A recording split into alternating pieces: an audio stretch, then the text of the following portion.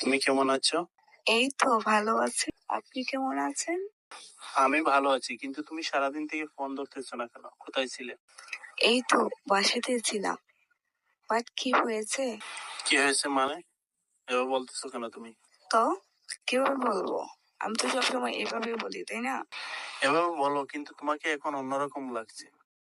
তুমি এভাবে কখনো বলনি। কেন? আমি তো সবসময় এইভাবেই কথা বলি। আমি কি অন্যভাবে কথা বলি নাকি? তাহলে তুমি ফোন ধরনি কেন আমার? বাসাতে প্রচুর কাজ ছিল তো, তার জন্য আপনার কল ধরতে পারিনি। বুঝেছো? কি কাজ তোমার থাকতে পারে সেটা আমি বুঝি। তুমি বাসন পর্যন্ত মাজতে পারো না, আর তুমি কাজ করো বাসায়, তাই না? আমাকে বুঝাই দিতেছো। মা একটু বাইরে কাজ করতেছিলেন তো, তাই আমি একটু বাসায় কাজ করতেছিলাম। তুমি খুব কাজের লোক হয়ে গেছো, তাই না?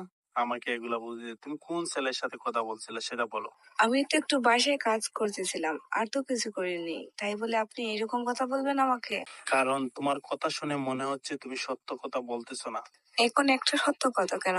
এখন যদি আমি আপনাকে হাজারটা সত্যি কথা বলি, তারপরও আপনাকে বিশ্বাস করাতে পারবো না।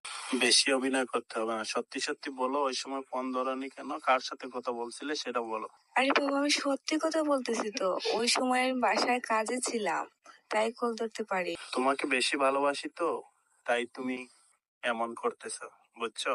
এখন তো আমি পুরনো হয়ে গেছি তো, তাই এখন আমি হাজারটা সত্য কথা বলার পরেও আপনি আমাকে বিশ্বাস করবেন না।